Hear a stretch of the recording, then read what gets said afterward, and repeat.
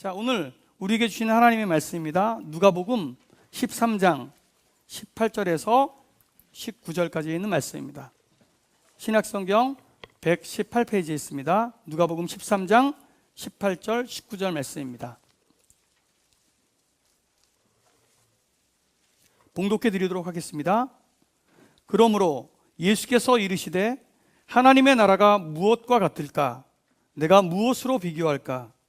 마치 사람이 자기 채소밭에 갖다 심은 겨자씨 한 알 같으니 자라 나무가 되어 공중의 새들이 그 가지에 깃들렸느니라. 아멘. 작은 불꽃 하나가 큰 불을 일으키어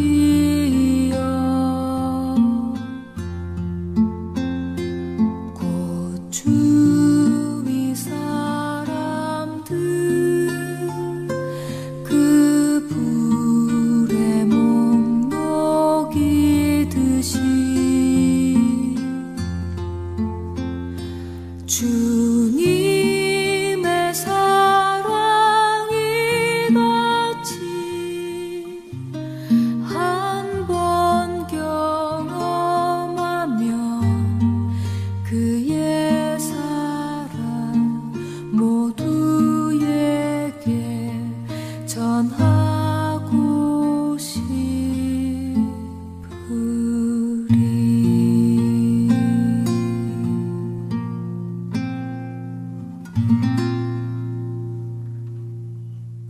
자, 함께 외쳐보겠습니다. 작은 것을 소중히 여기는 교회.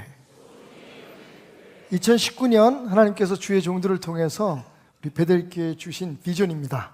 작은 것을 소중히 여기는 교회. 올해는 그 표를 이뤄가면서 은혜가 충만한, 은혜로 우리의 삶이 이끌려가고 우리의 가정이 지배당하고 또 우리 교회가 은혜로 성장해가는, 은혜가 왕노릇하는 교회가 되기를 주님의 이름으로 축원드립니다. 자, 들어오실 때 겨자씨 받으셨나요? 예, 어디 두셨습니까? 잘 보관하셨나요? 잘 보관하실 필요가 있습니다. 예, 다음 주에 여러분이 오늘 받으신 겨자씨를 일주일 동안 잘 보관하셨다가 다음 주에 가져오시면 저희가 올해의 목표가 쓰여 있는 예쁜 화분과 교체를 해드리겠습니다. 다음 주까지 작은 겨자씨 하나도 우리가 소중히 간직할 수 있기를 한번 기대해 보면서, 일부 예배 때는 우리 교회 이제 나온 지 얼마 안 되신 분이 있는데 나오시면서 겨자씨를 하나 더 달라 그래요. 예배 마치고 난 후에 제가 뒤로 나갔는데, 그래서 어디다 두셨냐 했더니 드셨대요. 별로 도움이 안 될 겁니다. 그래서 뻔뻔하게 뭐라고 얘기하는지 아세요? 내 몸에 들어갔으니 이제 평생 나와 함께 할 겁니다. 그래서 에이, 내일 아침 화장실 가면 다 나온다 내가. 예, 여러분들이 여러 가지 방법으로 겨자씨, 지금 아차하신 분들 계실 거예요. 자, 혹시 잃어버렸다고 다시 또 다른 데 가가지고 사오시면 큰일 납니다. 왜냐하면 이미 교회에서 여러분들에게 나누어진 그 겨자씨는 DNA 검사가 끝난 겁니다. 그래서 다른 걸 가져오시면 들통이 나니까, 예, 겨자씨 잘, 지금 가지고 계신 분 한번 이렇게 손 들어보세요. 예, 여전히 많이 가지고 계시네요. 예.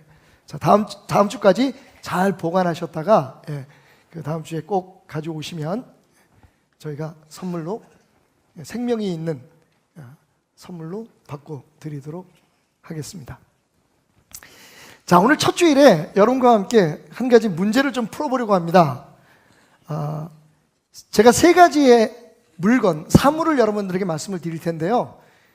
그 세 가지 중에 두 개를 짝을 지으시면 됩니다. 연결하시면 되는 거예요. 자, 첫째, 잡지, 노트, 공책, 그리고 연필. 자, 이 세 가지의 물건을 중에서 두 가지를 짝을 지으신다면 노트와 연필. 예. 물론 정답은 없습니다. 노트와 연필.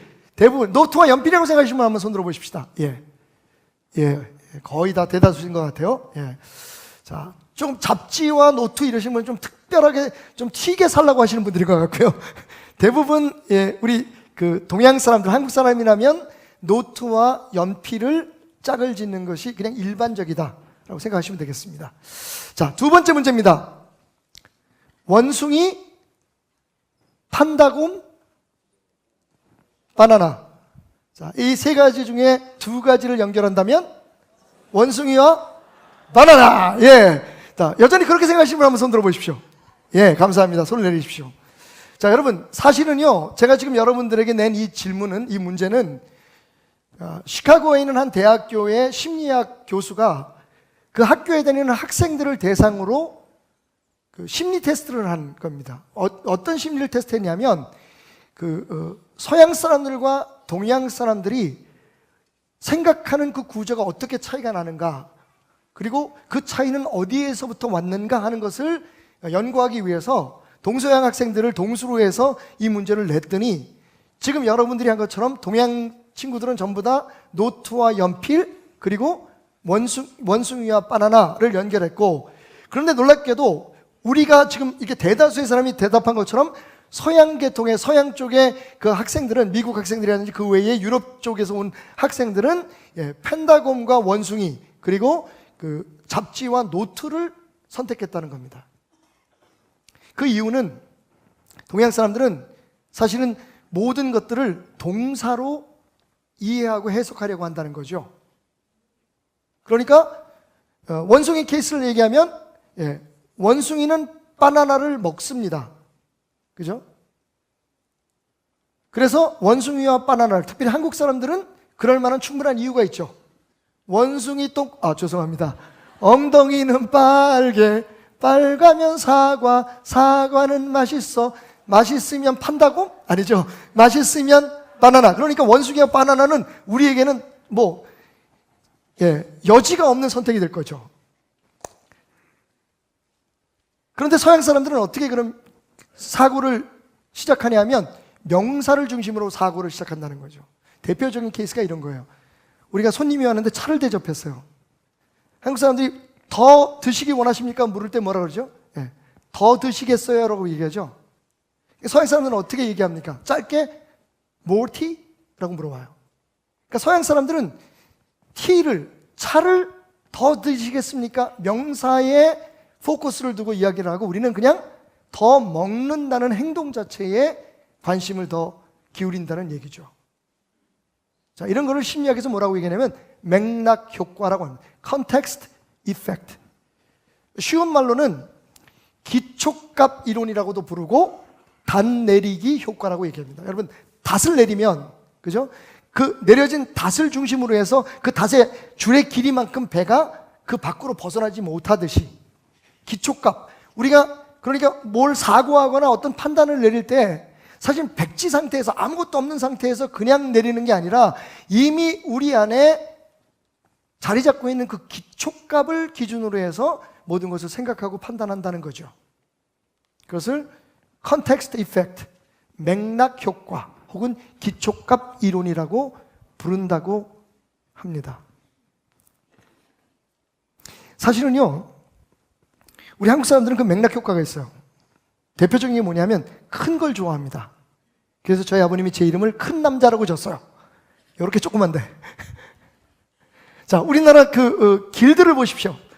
혹시 소로라고 하는 데 보시나요? 강남 소로, 성북 소로? 없죠?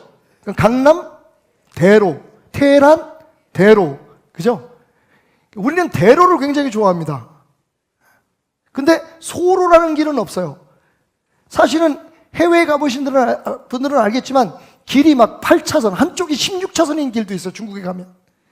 근데 그 사람들은 그 길을 대로라고 부르지 않습니다. 그죠? 미국에 가면 보통 스트리트 혹은 에비뉴 이렇게 표현을 하죠. 동서로 가는 거, 남북으로 가는 거. 메인 스트리트라는 말은 있어요. 중심길이다라는 얘기는 있지만 그것을 대로라고 부르지는 않습니다. 그죠? 우리나라 사람들이 얼마나 또 대를 좋아합니까? 예. 대부분 그 최고의 위치, 최고의 자리에 있는 것들은 다 대자를 붙여요.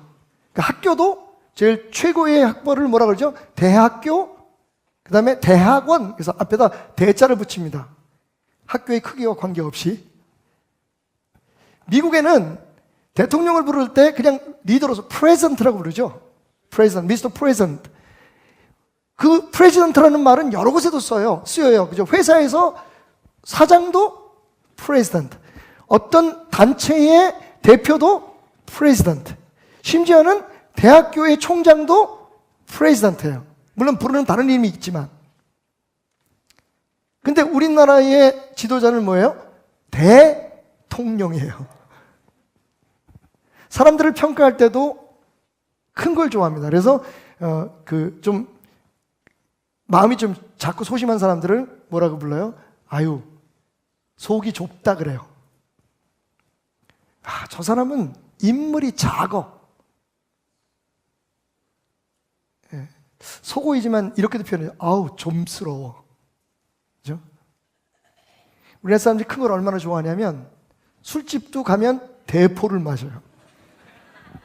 근데 대포도 부족해서 뭐? 왕대포야. 어떻게 보면 우리가 조그만 땅에서 살다가 보니까 갖게 되는 일종의 그 기초값이 아닌가. 그러니까 뭔가 좀 크고 넓고, 그래서 욕심이 좀 있어요. 집도, 땅도. 사실은 내 거 아닌데 결국은, 그죠? 뭐든지 좀 크고 높고 좋고 많고. 근데 이런 우리의 맥락 효과 때문에 오해되는 하나님의 말씀들이 종종 있습니다. 그 중에 대표적인 말씀이 올해 우리의 표인 작은 것을 소중히 여기는 교회의 요절 말씀인 누가복음 13장 18절 19절 말씀이에요. 자, 예수님은 우리에게 하나님의 나라를 설명하시면서 이렇게 말씀하십니다. 그러므로 예수께서 이르시되 하나님의 나라가 무엇과 같을까? 내가 무엇으로 비교할까? 지금 예수님께서 하나님 나라에 대해서 이야기하는 거예요. 여러분, 하나님 나라 얼마나 귀한 말씀입니까? 저는요, 이 말씀을 준비하면서, 그리고 올해의 표를 우리 목사님들과 같이 기도하고 의논하면서 무슨 생각을 했냐면, 여러분의 가정이 하나님 나라가 되었으면 좋겠다, 그런 생각을 했어요. 아멘. 여러분의 삶이 하나님 나라 되시길 주님으로 축원드립니다. 여러분의 삶의 영역들이, 그게 회사가 되든 아니면 여러분들의 어떤 일터가 되든 무엇이 되든 간에 거기가 하나님의 나라임을 여러분 믿으시기 바랍니다. 무엇보다도 하나님 나라를 가장 잘 표현할 수 있는 교회가 하나님 나라 같은 하나님 나라가 되기를 주님의 이름으로 축원합니다. 우리 베델교회가 작은 것을 소중히 여기는 하나님의 나라가 되기를 주님의 이름으로 축원드립니다.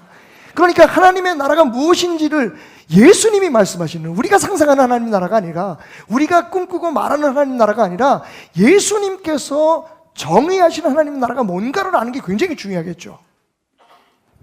예수님 말씀하세요. 하나님 나라를 무엇에 비교할 것인가? 라고 말씀하시면서 말씀하신 게 마치 사람이 자기 채소밭에 갖다 심은 겨자씨 하나를 같으니 자라서 나무가 되어 공중의 새들이 그 가지에 깃들였느니라. 아멘.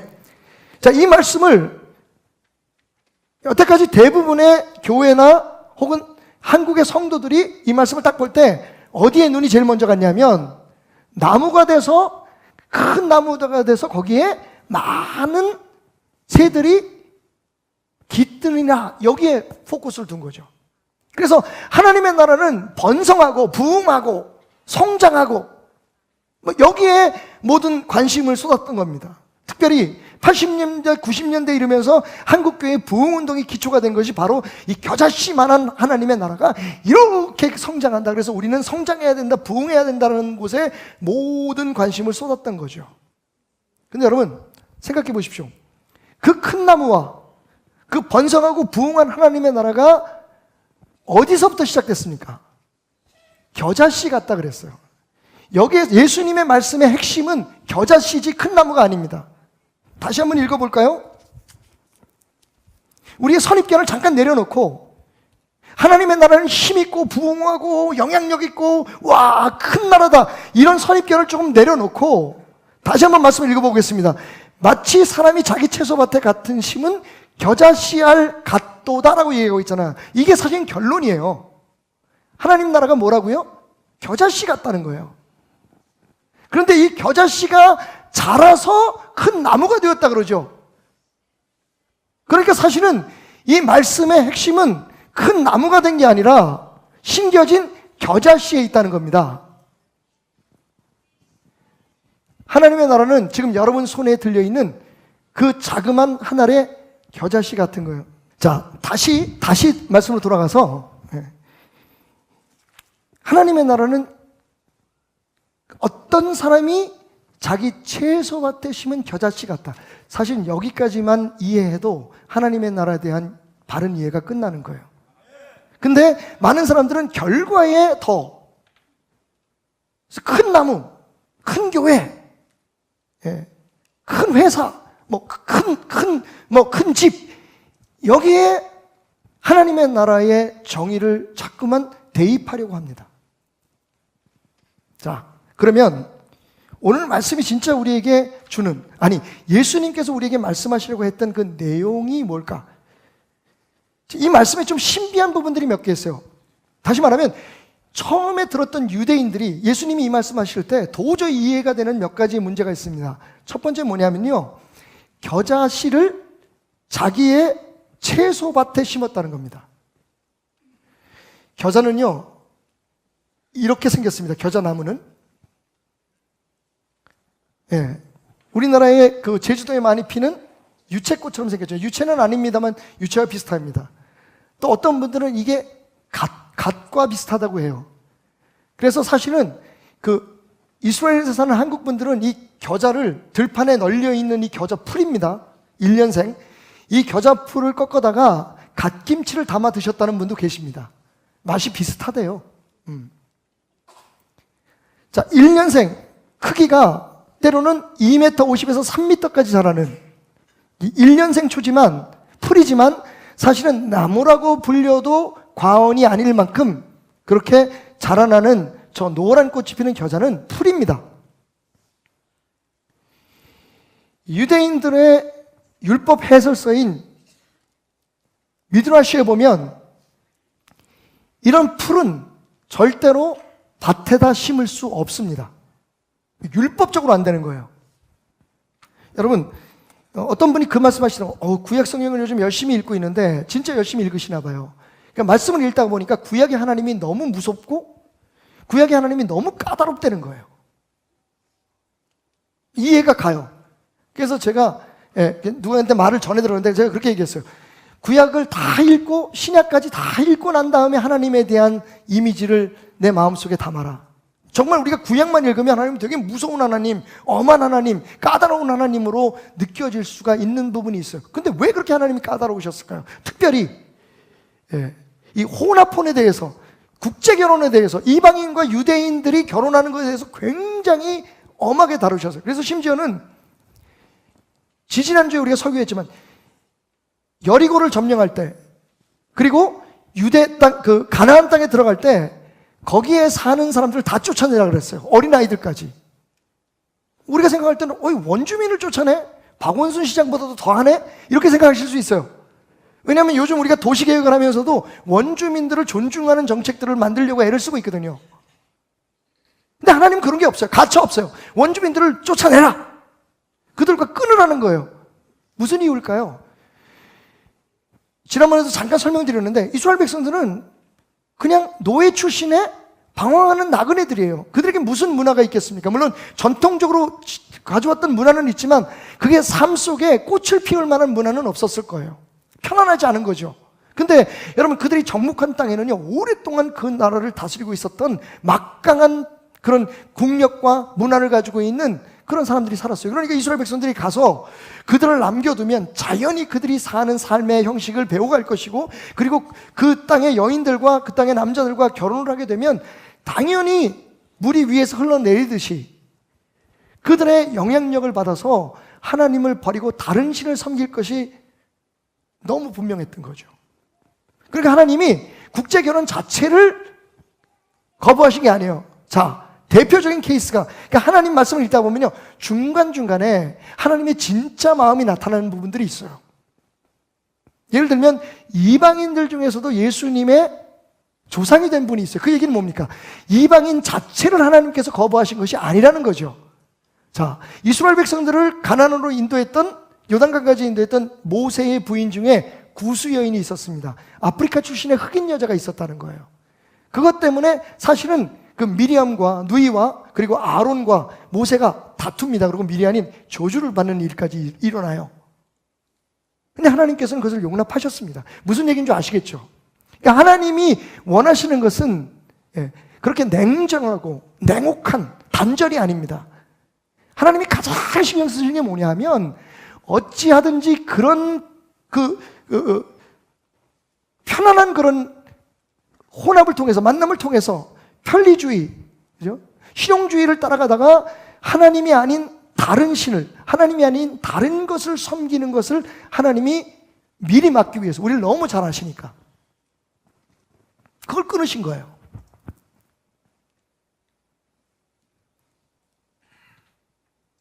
그래서 율법에 보면 도대체 이해가 안 가는 부분들인데 그게 뭐냐 하면 절대로 같은 식물을 한 밭에 심지 말아라. 역시 영적인 교훈이 있는 거예요. 그 중에서 특별히 아주 딱 집어서 겨자는 밭에 심을 수 없는 식물이다 라고 기록이 돼 있어요. 근데 예수님께서 지금 말씀하시는 거예요. 하나님의 나라는 그 율법에 금지되어 있는 겨자라고 하는 1년생 풀을, 여러분, 만약에 쑥을 예를 들어 봅시다. 쑥이 들판에 널려 있잖아요. 일부러 그 쑥을 다 귀하게 해서 자기 밭에다가 심어가지고 기르는 사람들이 있겠습니까? 그냥 들판에 가면 봄에 얼마든지 쑥을 거둘 수가 있는데 똑같은 거예요. 겨자는 지천에 깔려있는 1년생 풀입니다. 그런데 그 풀을 일부러 자기 밭에, 그것도 채소밭에 곱게 뿌리고 길러서 그게 나무처럼 자라날 때까지 지켜주었다는 얘기잖아요. 가꾸었다는 얘기거든요. 이건 유대인들이 들으면 이해가 안 가는 부분이에요. 두 번째, 말씀드렸듯이 겨자는 풀입니다. 여러분 한번 여쭤볼게요. 오늘 질문이 좀 많습니다만 그냥 편안하게. 도마도가 풀입니까 나무입니까? 죄송합니다. 여러분 못 알아들으셨군요. 토마토. 풀입니까 나무입니까? 우리가 보통 도마도 나무라고 부르죠. 근데 도마도는 1년생 채소입니다. 풀입니다. 그리고 여러분 콩이 나무입니까? 풀입니까? 콩도 1년생이거든요. 근데 우리도 우리 개념 속에 줄기가 나와서 거기에 이게 잎사귀가 피면 나무라고 부르는 것들이 좀 있어요. 그죠? 그런 것처럼 이스라엘 백성들은 땅에서 바로 잎이 나오는 건 풀. 그리고 가지가 뻗어서 거기에 잎이 나오면 그게 1년생이든 단연생이든 나무라고 불리는 습성이 있었습니다. 그럼에도 불구하고 사실은 중요한 건 그 나무에 새가 깃든다는 거죠. 이 풀이 얼마나 억세고 강하게 자라는지 한 2m 50에서 3m 정도 자라면 새들이 정말 와서 앉아서 전혀 그 나무가 굽히지 않을 만큼의 단단함을 보입니다. 그런데 풀이 나무가 돼? 이걸 나무로 여러분 겨자를 만약에 채소밭에 진짜 심었다면 그 이유가 뭘까요? 씨를 얻기 위해서잖아요. 그런데 이 농부는 씨를 따는 게 아니라 그냥 그 풀이 끝까지 자랄 수 있는 데까지 자라서 거기에 새들이 와서 놀고 깃들이고 앉을 때까지 내버려 뒀다는 거예요. 그러니까 목적 자체가 그걸 뜯어먹기 위해서가 아니었다는 거죠. 새들을 위한, 혹은 영적으로 말하면 주변의 여러 다른 모든 사람들에 대한 축복의 자리를, 쉼의 자리를 만들어주고 영향을 미치게 하기 위해서 이 나무를 심었다라고 이해할 수가 있습니다. 그것도 유대인들에게는 이해가 안 가는 거죠. 그래서 유대 사람들에게 말도 안 되는 것 같은 이 비밀 속에 어떤 영적인 은혜가 담기느냐 한번 따라해 봅시다. 하나님의 나라는 은혜가 충만한 나라, 은혜가 지배하는 나라, 은혜가 왕노릇하는 나라입니다. 정리합시다. 하나님의 나라는 은혜가 왕노릇하는 나라다. 은혜 아니면 살아갈 수 없는 것이 하나님의 나라입니다. 은혜 아니면 세워줄 수 없는 것이 하나님의 나라입니다. 보세요 여러분, 풀이 갑자기 채소가 된 거예요. 그냥 들판에 그냥 널려서 살다가 죽어 아무도 신경 안 쓰는 그 풀이, 그 풀 따위가 일부러 농부가 그걸 기르고, 여러분 말씀 속에는 굉장히 간단하게 나와 있지만 자라서 나무가 되었다. 여러분 자라는 동안 그냥 내버려뒀겠어요? 채소밭에 심었다는 이유는 가꾸었다는 얘기잖아요. 거름도 주고, 그죠? 벌레도 잡아주고 물도 주고 잘 자랄 수 있도록 cultivate, 그걸 길러줬다는 얘기잖아요. 풀인데 정말 가치 없는, 오늘 피었다 지는 들풀도 기르시는 주님. 여러분, 우리는 풀과 같은 존재였어요, 세상에서. 근데 하나님께서 우리를 선택하셔서 우리를 하나님의 밭에 심어주신 겁니다. 은혜지요. 뭘 보고요? 가치 아닙니다. 우리의 가능성 아닙니다. 그저 순전히 하나님의 선택, 하나님의 사랑으로 우리를 옮겨서 심으신 거예요. 자, 사도 바울은 이렇게 말합니다. 긍휼이 풍성하신 하나님이 우리를 사랑하신 그 큰 사랑으로 인하여 허물로 죽은 우리를 그리스도와 함께 살리셨다. 너희는 은혜로 구원을 받은 것이 아니다. 또 함께 일으키사 그리스도 예수 안에서 함께 하늘에 앉히시니 이는 그리스도 예수 안에서 우리에게 자비하심으로써 그 은혜의 지극히 풍성함을 오는 여러 세대에 나타나게 하심이라. 할렐루야. 우리가 하나님의 자녀되고 우리가 구원받은 것은 오로지 하나님의 은혜다. 우리가 자랑할 수 없게 하기 위해서 우리 행위라든지 우리의 어떤 하늘나라에 대한 기여도 때문에 우리가 불림을 받은 게 아니라 하나님께서 우리를 사랑하셔서 불러주셨다는 거예요. 그게 은혜잖아요. 하나님 나라는 은혜가 있어야 돼요. 아까 여러분들, 제가 여러분 가정이 하나님 나라 되시기 바랍니다. 우리 교회가 하나님 나라처럼 되는 그런 교회가 되기를 원합니다라고 얘기했을 때 아멘 하셨죠? 이제 여러분이 아멘 했던 그 아멘의 진정한 의미를 알려드리겠습니다. 여러분 가정에 은혜가 있어야 하나님 나라가 되는 거예요.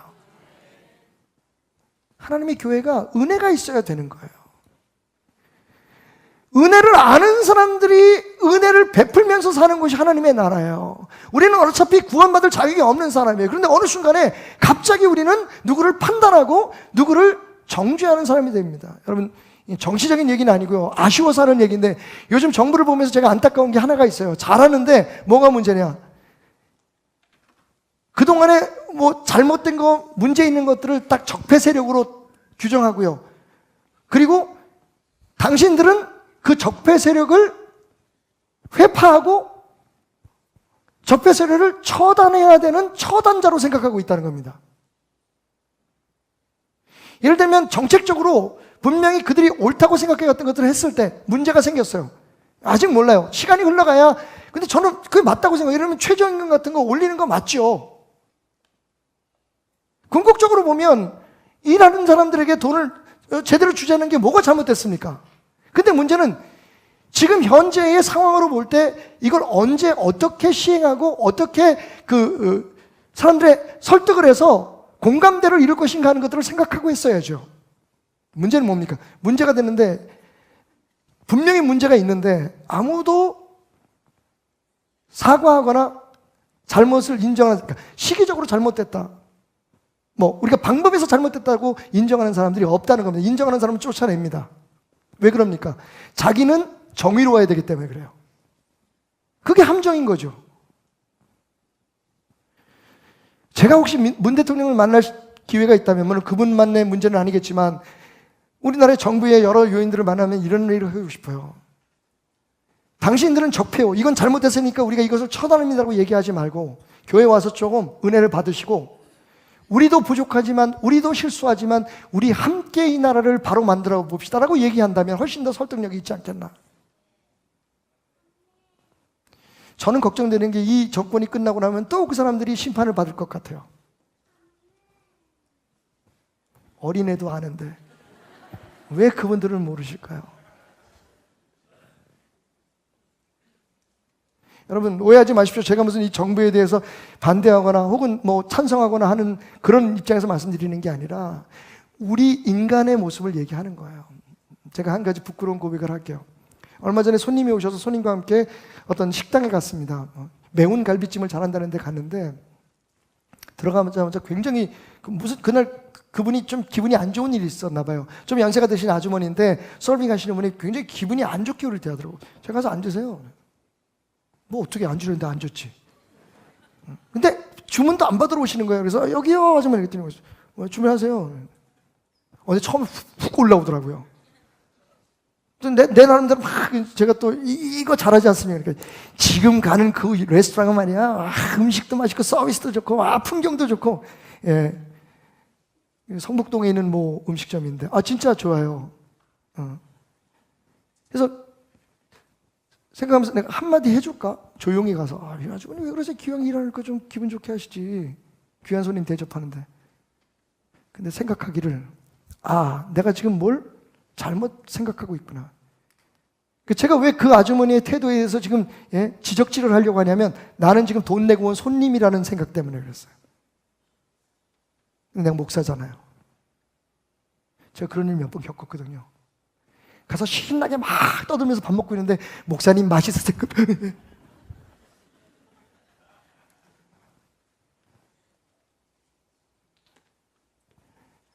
위에 동태국집을 갔는데 동태를 막 그냥 하여튼 동해바다에서 잡은 걸 다 집어넣은 것 같아. 막 이만큼을 갖다 줘서 2인분인데 정말 5인분 같은 동태집. 아니 이건 너무 많이 가져오네. 목사님 TV에서 잘 보고 있습니다.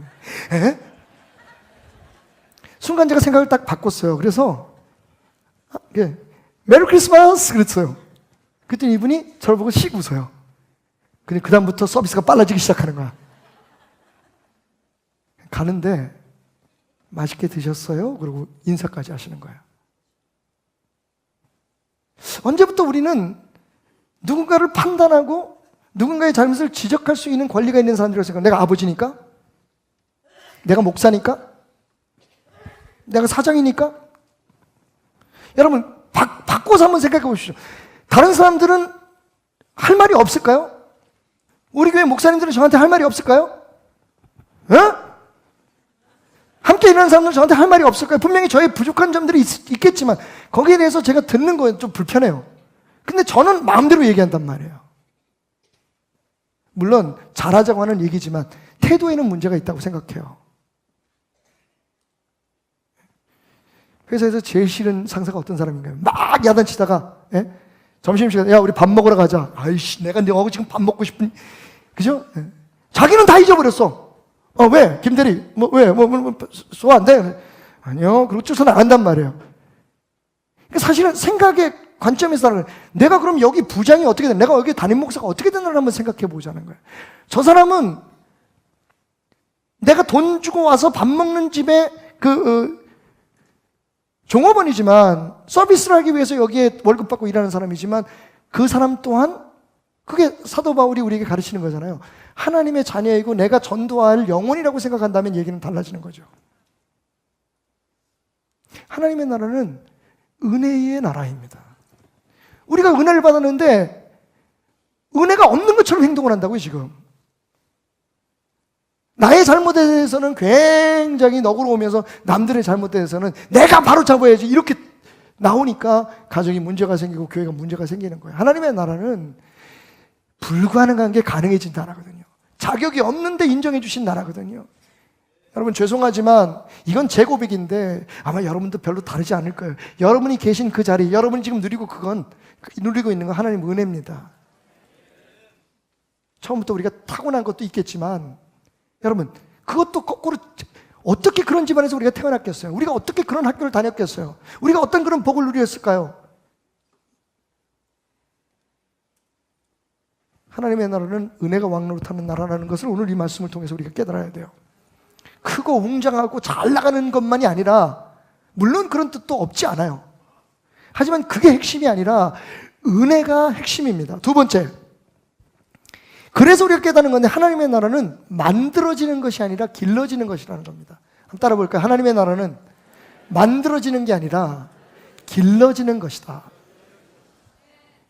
자, 우리가 지금 가지고 있는 문제들을 다시 한번 점검해 봅시다. 여러분, 우리가 만든 건, 사람의 손으로 만든 건 그때는 편리함을 줄 수 있지만 시간이 지나면 여러분 이게 우리의 부담이 됩니다. 대표적인 얘기를 하나 드릴게요.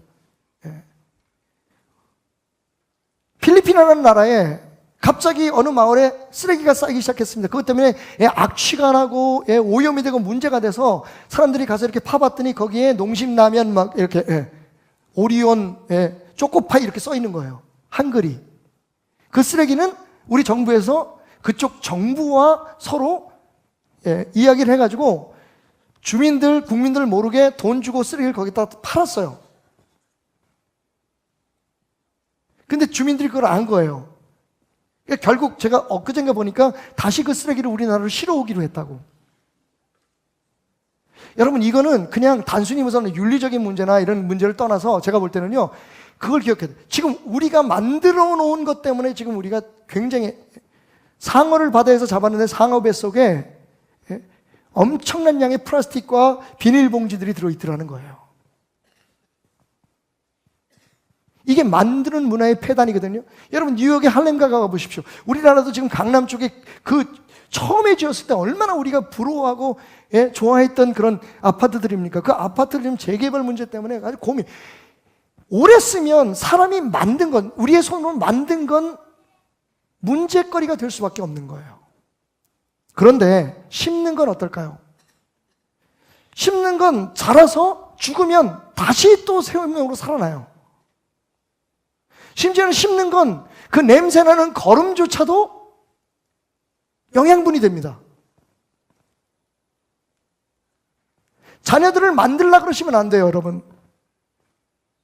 자라게 해야 됩니다. 길러야 되는 거예요. 교회도 마찬가지입니다. 제가 지금 말씀드리는 게 뭐냐면, 예수님께서 이 말씀을 하실 때 우리가 주목해야 될 한 단어가 있는데 그게 뭐냐면 18절 시작할 때 그러므로라고 얘기하고 계시죠. 그러므로 예수께서 이르시되, 그 얘기는 뭐예요? 앞에 있는 어떤 사건과 직접적으로 연결이 된다는 거죠. 이게 그냥 독립적으로 하나님 나라에 대해서 설명한 게 아니에요.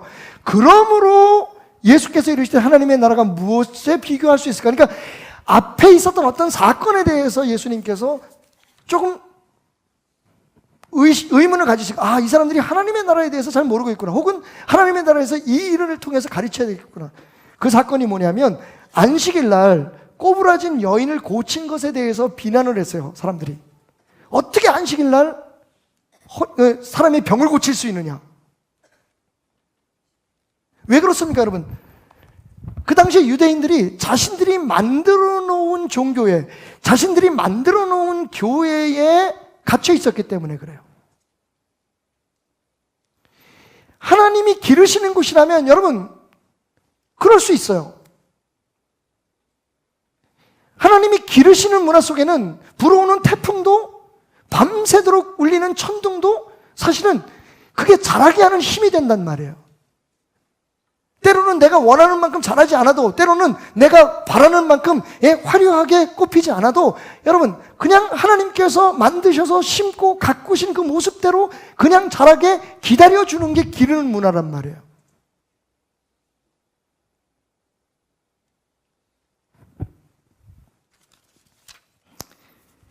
사도 바울이 얘기해요. 나는 심었고 아볼로는 물을 주었을 때 오직 하나님께서 자라게 하셨나니. 그런즉 심는 이나 물 주는 이는 아무것도 아니로되. 여러분, 교회의 제도나 혹은 주의 종들의 일은 사실은 아무것도 아닌 거예요. 우리가 우리 스스로 굉장히 중요한 사람인 것처럼 생각하려고 하고, 우리가 뭐 대단한 일을 하고 있다고 생각하지만, 여러분 분명히 들으십시오. 오직 자라게 하시는 이는 하나님뿐이다. 심는 이와 물 주는 이는 다 한 가지고, 자기가 한 일에 대해서 하나님 앞에 상을 받을 거다. 그게 우리 목회자들이 누리는 보람이거든요. 그런데 마치 우리가 한 것처럼, 여러분 가정에서 여러분이 다 한 것처럼, 여러분의 회사나 사회에서 여러분이 다 한 것처럼 얘기를 하면 그건 하나님의 나라가 아니라는 거예요. 하나님의 나라는 하나님이 기르시는 겁니다. 우리가 자꾸만 만들려고 하는 순간부터 문제가 생기는 거예요. 우리가 만들어 놓은 제도는 무너지게 되어 있습니다. 여러분 정말 죄송하지만 연초부터 지금 한국 교회가 겪고 있는 문제가 뭐라고 생각하세요? 우리가 만든 교회 때문에 그래요. 하나님이 기르시면, 여러분 보세요. 초창기에 초대교회에 일어났던 역사들을 생각해 보십시오. 하나님의 역사하실 때, 하나님께서 기르실 때에 엄청난 부흥의 역사를 이루었지만 거기에 사람들이 그것을 제도화하려고 들어갔을 때 문제가 생기기 시작했잖아요. 하나님의 나라는 만드는 나라가 아니에요. 왜? 우리 인간이 부족하기 때문에 그래요. 그리고 우리의 인간이 욕심이 있기 때문에 그래요. 그러니까 누구나 다 큰 교회 많은 사람, 저는 조영기 목사님이 은퇴하실 때 제자들에게 하셨다는 말씀이 굉장히 마음속에 와닿았어요. 그 어르신이 이렇게 말씀하셨대요. 여러분, 여의도 순복음교회 같은 교회는 대한민국의 역사상 딱 한 번밖에는 있을 수 없는 교회입니다. 여러분의 머릿속에 여의도 순복음교회를 부수십시오. 여러분의 마음속에 이런 몇십만이 되는 교회를 세우겠다라고 하는 꿈을 접으십시오. 다시는 이 땅에 여의도 순복음교회 같은 교회는 아마 없을 겁니다. 전곡을 찌른 거예요. 저는 역시 교회를 통해서밖에는 비유를 댈 수 없으니까 여러분 이해해 주십시오. 여러분 사업도 마찬가지로 다 그래요. 다 큰 그림을 그려놓고 아까 말씀드린 것처럼 우리의 맥락 효과에 의해서, 컨텍스트 이펙트에 의해서, 기초값에 의해서 우리 머릿속에 있는 우리의 세상은 이만한 거예요. 큰 남은 거예요. 계획, 비전을 얘기하면 막, 그래서 우리 회사가 커져가지고 불쌍한 사람을 도와주고 뭐 교회를 몇 개 세우고 막 이렇게 얘기를 해요. 그건 우리가 만들고자 하는 세상이에요. 근데 예수님 말씀하세요. 겨자씨 하나를 심어라. 우습게 생각되는 거예요. 그러니까 뭘 큰 나무가 되려면 뿌리부터 자라야 된다는 걸 생각을 안 하는 거예요. 일단 골격부터 세워놓고 그 다음에 뿌리를 심지 뭐. 그래서 넘어지는 거예요. 그게 조 목사님 어르신의 말이에요. 여러분, 여의도 순복음 같은 교회는 역사상 딱 한 번 있는 교회입니다. 여러분의 마음속에서 그 청사진을 찢어버리십시오. 얼마나 지혜로운 말씀입니까? 그냥 그 말이 나왔겠어요? 목사님이 시행착오도 하시고 그리고 큰 역사를 이루시면서 당신이 체휼하신 거예요. 직접 겪어보니까 이게 다가 아니라는 거죠. 오늘 여전히 우리는 그 문제와 싸우고 있어요. 우리 교회가 부흥해야 되고 많은 사람들이 모여야 되고 영향력이 있어야 되고. 맞습니다, 여러분. 오해하지 마세요. 결론을 먼저 말씀드리면 제가 작은 것을 소중히 여기자고 했지 작아지자고 얘기하지 않았어요. 작은 것을 소중히 여길 때 그 작은 것 속에 있는 진짜 큰 하나님의 역사를 하나님께서 이루실 수 있도록 하자는 거예요. 우리가 교회를 만들어가지 말고 우리 부족한 사람이 오늘은 바르게 생각하는데 내일은 잘못 생각하세요. 감정 때문에 정말 옳고 그름을 바로 판단할 수 없는 이 연약한 사람이 무엇을 만들어 가겠다는 겁니까 지금? 지금 우리가 만들어 놓은 제도 때문에, 우리가 만들어 놓은 교단 때문에, 우리가 만들어 놓은 시스템 때문에 지금 우리가 세상에 맛을 잃은 소금처럼 밟히는 거예요. 교회의 맛은 뭡니까? 겨자씨의 생명력이에요. 하나님이 자라게 하시는 그 수용성이에요. 하나님의 역사 앞에 민감한 거예요. 우리가 뭐 어떤 큰일을 위해서 열심을 다하는 게 아니라 하나님의 역사하심에 대해서 열심히 반응하는 게 진짜 교회인 거예요. 그래서 결론입니다. 내 안에 심어놓은 나무를 뽑아버리십시오. 그리고 겨자씨를 심자는 거예요. 그게 27년째 목회하는 저의 깨달음이었어요. 제 머릿속에 있었던 그 큰 청사진, 베델교회가 할 수 있는 너무너무 위대한 일들, 하나님께서 우리 안에 심겨진 그 겨자씨 같은 예수의 생명력, 예수의 복음, 그것으로 자라게 하지 않으시면 그 모든 게 다 사상 누각이라는 거예요. 커지면 커지는 대로 그것을 그냥 유지하고 지키기 위해서 우리는 싸워야 되잖아요. 또 그 다음에는 겨자씨의 생명력은 없어지고 겉에 보이는 나무만 보이는 거예요. 어떻게 이 나무가 쓰러지지 않도록 지킬 것이냐, 거기에 모든 합리화를 하는 거예요.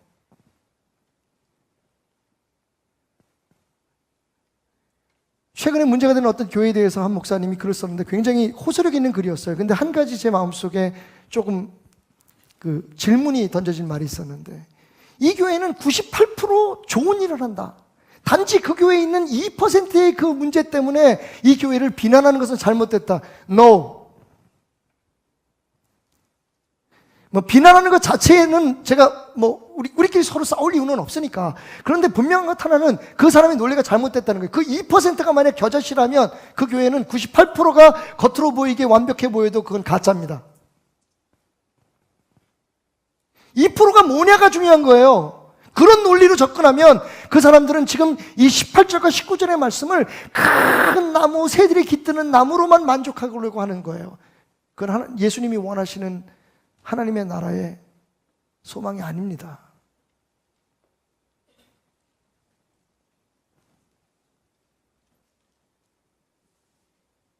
여러분 가정, 여러분 하는 일들 올해 여러분들이 꿈꾸는 걸 잠깐 내려놓으세요. 그리고 가장 작은 하나님과의 관계 속에서 가장 작은 것 하나의 소중함을 부여하세요. 기도 생활 어떠십니까, 여러분? 솔직히 말해서 여러분의 전체 삶에 있어서 여러분이 사업하고 자녀들을 기르는 데 있어서 기도는 정말 얼마 비중을 차지 않는 것일 수 있어요. 그런데 그게 없으면 여러분이 세운 그 가정은 하나님의 나라가 아닙니다. 하나님 말씀 얼마나 보고 계신가요? 여러분, 하루에 한 구절이라도 좋아요. 겨자씨만 해도 좋아요. 근데 그것조차 없으면 도대체 여러분의 가정은 무엇 때문에 그렇게 되는 겁니까? 예수가 없으면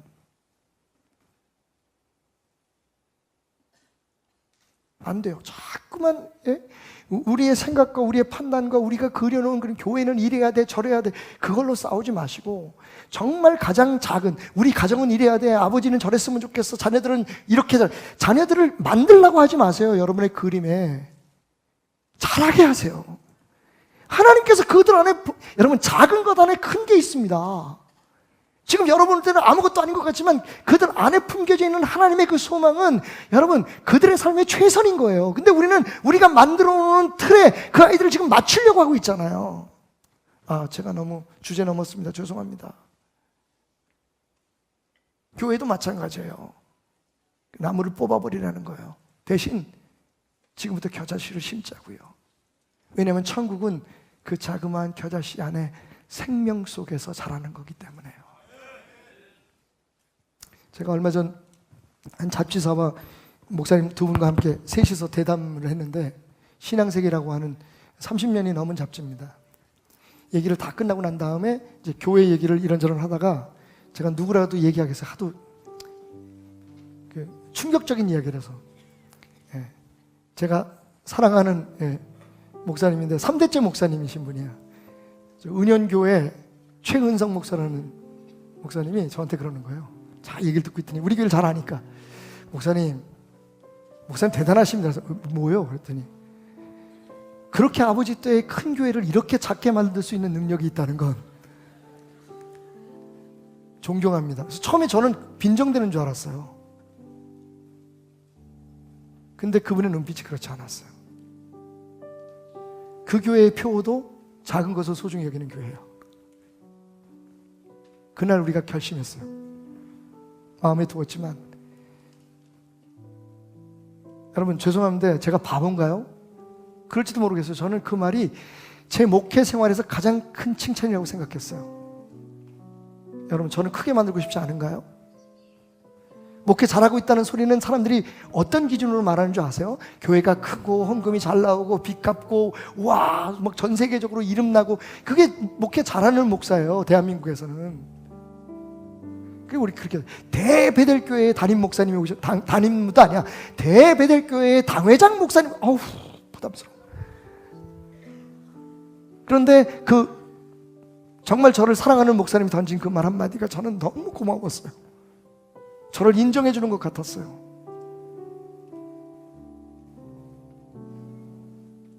겨자씨 하나의 소중함을 복음의 소중함을 알기에 더 커지고 싶고 더 유명해지고 심지어는 같은 교회 성도들에게 잘합니다 박수 받고 싶은 게 내 욕망인데 내 본성인데 그걸 누르고 힘들어도 가자 헌금 많이 안 해도 가자 옳다고 하는 것 복음 그 겨자씨 하나를 심자 하나님께서 잘하게 하실 거라는 그 하나의 소망을 가지고 버텨낼 수 있다는 것 그분의 설명이 그거예요. 저는 목사님 존경합니다. 근데 뭐 그러니까 교회가 굉장히 작아진 것 같아요. 이렇게 많이 안 작아졌어요. 여러분 싸우셔야 됩니다. 커지고 부풀어 오르게 하려고 하는 그 욕망에서 여러분 싸우셔야 됩니다. 그런 욕망들이 많을 거예요. 근데 여러분 당장 눈에 보이는 영광보다 하나님의 말씀을 더 중요하게 생각하셔야 돼요. 단단하게 주님 잘하게 하시는 대로 자라나는 여러분의 삶이 되었으면 좋겠습니다. 다시 말씀드리지만 여러분 회사가 크고 여러분이 하는 일들이 잘 되고 여러분 자녀들이 정말 크게 되었으면 좋겠습니다. 하나님이 축복하셨잖아요. 그런데 겨자씨 하나를 그 소중함을 모르는 사람에게는 커지는 게 오히려 잘 되는 게 저주일 수 있다는 것 기억하십시오. 우리 교회는 소중한 것을 소중하다고 할 수 있는 작은 생명 속에 작은 복음 속에 하나님의 나라가 있다는 것을 올해도 고백해 가며 자라갔으면 좋겠습니다.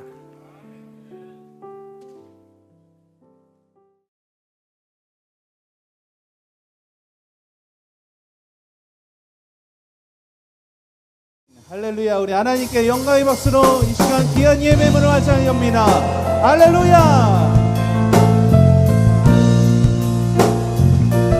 왕이신 하나님 높임을 받으소서. 주님을 찬양합니다. 오늘도 이 예배 가운데 함께 하실 주님을 높여드립니다. 우리 같이 찬양하며 나가겠습니다. 왕이신 하나님, 왕이신 하나님 높임을 받으소서. 찬양하리라. 영원히 높임을 받으실 그 이름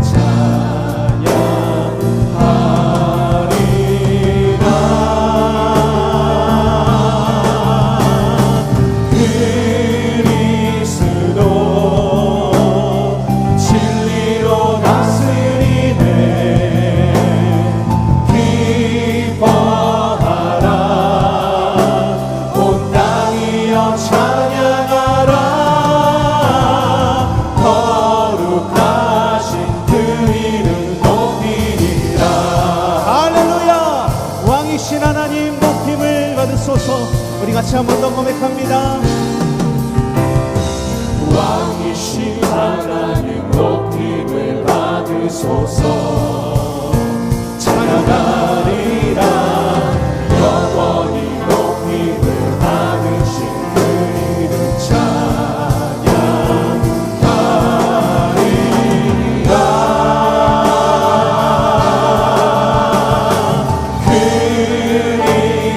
그리스도 진리로 다스리네. 기뻐하라. 온 땅이여 찬양하라. 거룩하신 그 이름 높이.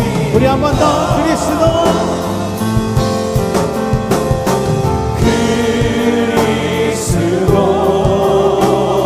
진리로 다스리네. 기뻐하라. 온 땅이여 찬양하라. 거룩하신 그 이름 높이. 우리 한 번 더. 진리로 다스리신 그리스도 이름을 높여드립니다.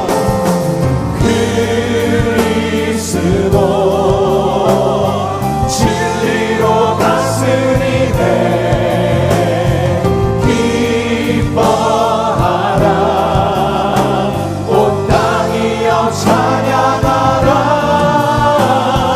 거룩하신 그 이름 높이. 우리 마지막으로 한 번 더 전심으로 그리스도 진리로 다스리네. 그리스도 진리로 다스리네. 기뻐하라. 온 땅이여 찬양하라. 거룩하신 그 이름 높이라. 거룩하신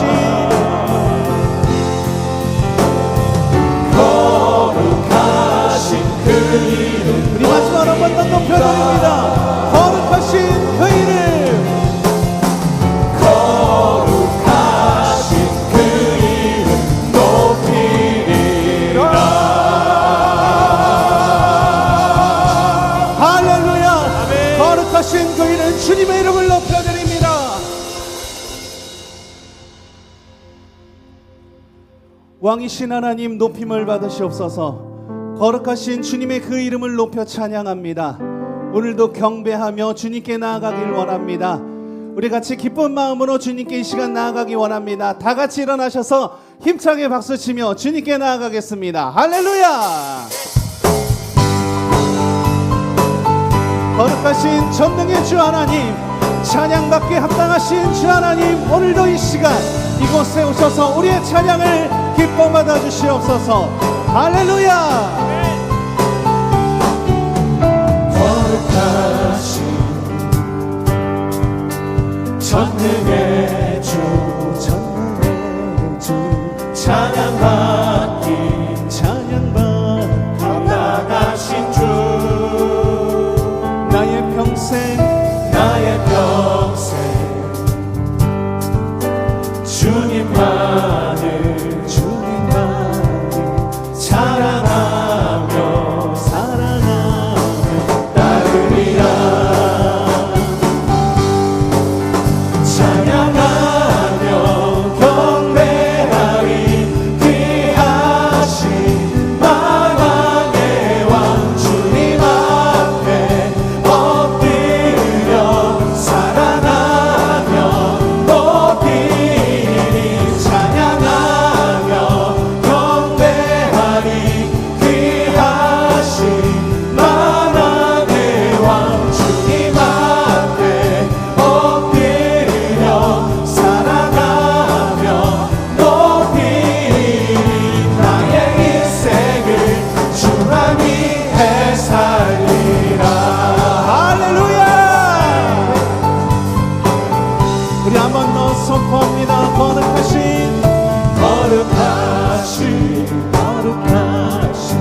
전능의 주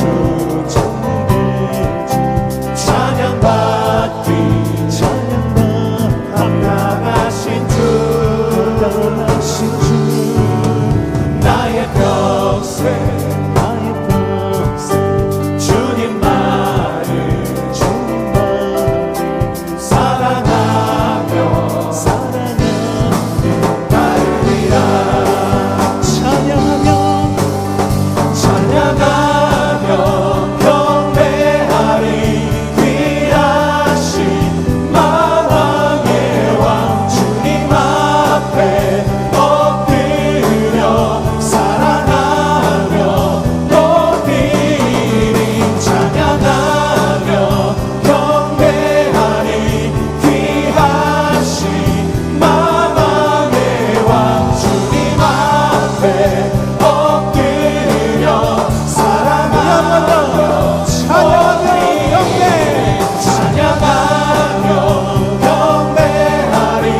귀하신 만왕의 왕 주님 앞에 엎드려 사랑하며 높이리. 찬양하며 경배하리. 귀하신 만왕의 왕 주님 앞에 엎드려 사랑하며 찬양하며 경배하리. 귀하신 만왕의 왕 주님 앞에 엎드려 사랑하며 나의 인생을 주만 위해 살리라. 나의 일생을 오직 주만 위해. 나의 인생을 주만 위해 이 마지막으로 한번 더 선포합시다. 나의 일생을 오직 나의 인생을 주만 위해 살리라. 할렐루야! 우리 계속해서 주님께 박수로 영광 올려드립니다. 거룩하신 전능의 주 하나님, 주님의 그 신실하심을 놀라움을 고백합니다. 오늘도 주님의 은혜를 높여 찬양합니다. 주 신실하신 놀라워 주인의 마음 죄인의 마음 흔드네. 자비의 물가로 인도하시니 자비의 물가로 인도하시니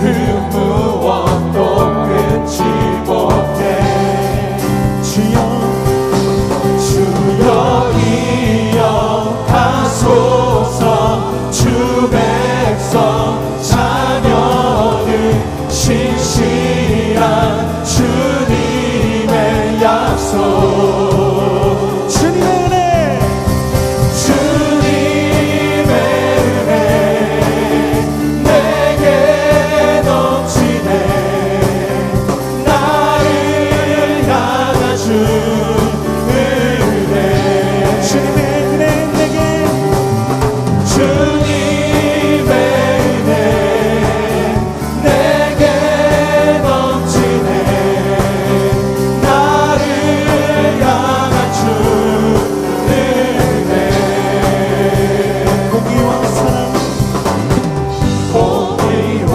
사랑 올라와 약한 자 들어쓰시네 약한 자 들어쓰시네 구원의 노래로 인도하시니 구원의 노래로 인도하시니 만 백성이 함께 주를 만 백성 함께 찬양해 주여 기억하소서 주여 기억하소서 주 백성 자녀는 신실한 주님의 약속 주여 기억하소서 주여 기억하소서 주 백성 자녀는 신실한 주님의 약속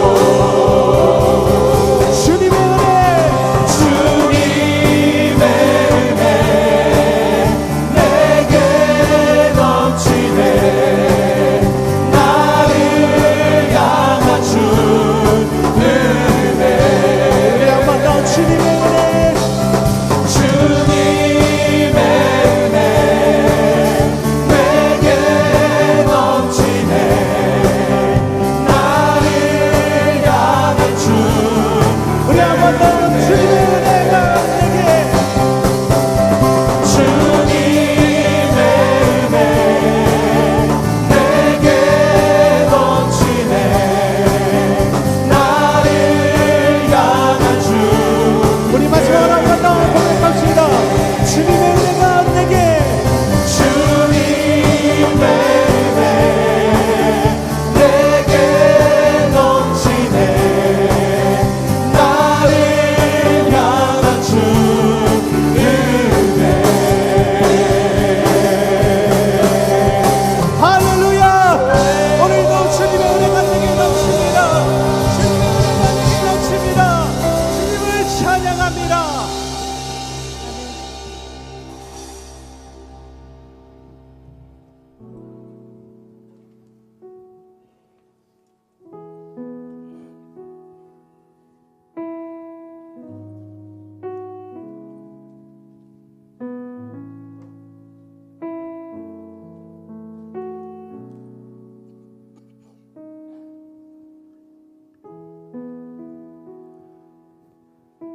오늘 이 시간 우리는 입술로 찬양하며 주님의 이름을 높여드립니다. 내 입술로 왕이신 하나님 높임을 받으소서. 거룩하신 전능한 주 하나님 나의 찬양을 받으소서. 주님의 은혜가 내게 넘칩니다. 우리의 입술로 고백하며 주님께 나아가고 있습니다. 하지만 이 모든 것들이 주님의 사랑이 없으면, 주님의 은혜가 없으면, 주님의 인도하심이 없으면 나는 아무것도 아니며 나는 아무것도 못함을 고백합니다. 오늘도 이 시간 아무것도 아닌 나를 주님의 사랑으로 보살펴 주시고 주님의 은혜로 인도해 주시는 주님께 감사하며 그 사랑을 기억하고 또한 고백하며 나아가는 귀한 시간이 되었으면 좋겠습니다. 우리 같이 입술로 고백하며 이 시간 예배하겠습니다.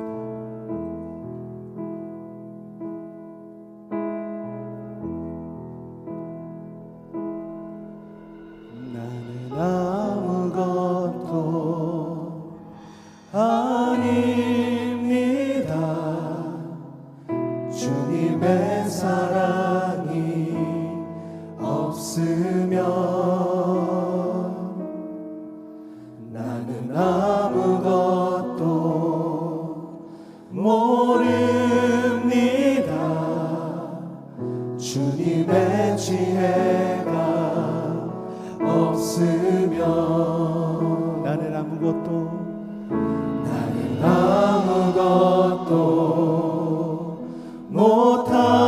못합니다. 주님의 능력이 없으면 나는 한순간도 못 삽니다. 주님의 생명이 없으면 이제 내가 사는 것 아니요 그리스도 내 안에 사시니 오직 그의 생명이 나의 생명 나의 모든 날들도 주의 것 나는 오직 한 분 바랍니다. 나의 아버지 나의 구원 나의 주 우리 한 번 더 고백하겠습니다. 나는 아무것도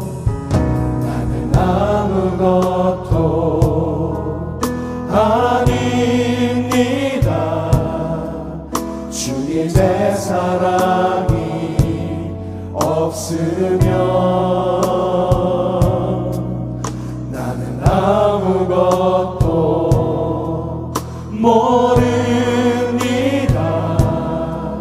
주님의 지혜가 없으면 나는 아무것도 못합니다.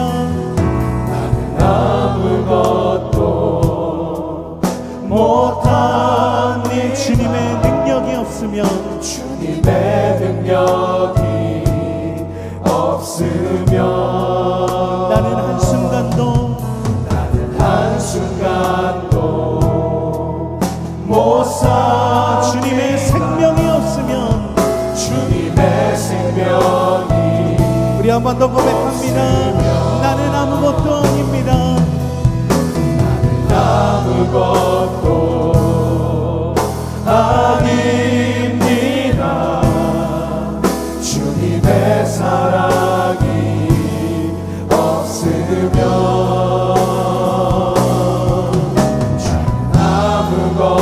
아무것도 모릅니다. 주님의 지혜가 없으면 나는 아무것도 못합니다. 아무것도 못합니다. 주님의 능력이 없으면 나는 한순간도 못 삽니다. 주님의 생명이 없으면 이제 내가 사는 것 이제 내가 사는 것 아니요 그리스도 내 안에 사시니 오직 그의 생명이 나의 생명 나의 모든 날들도 주의 것 이제 내가 사는 것 아니요 이제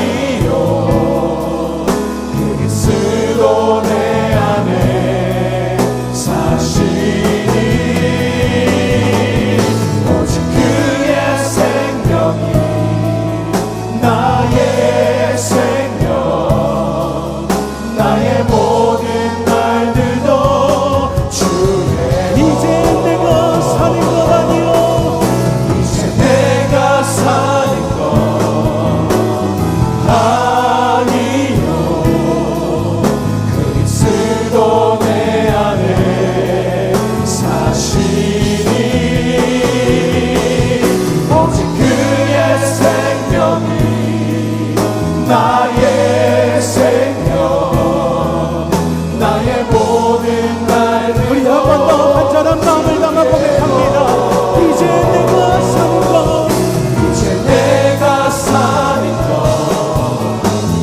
아니요 그리스도 내 안에 사시니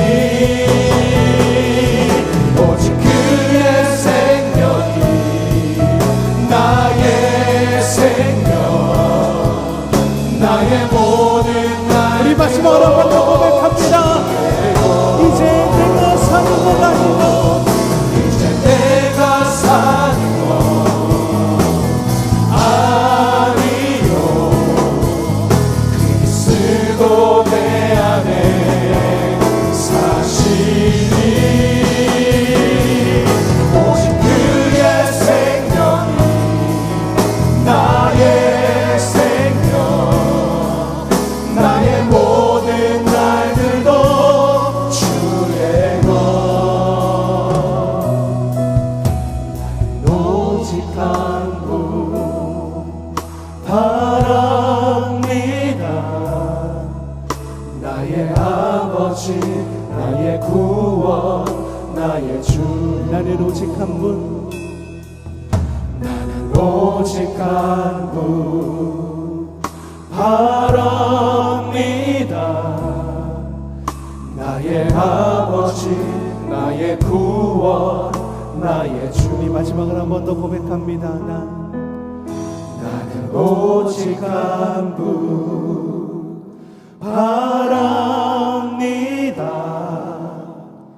나의 아버지 나의 구원 나의 주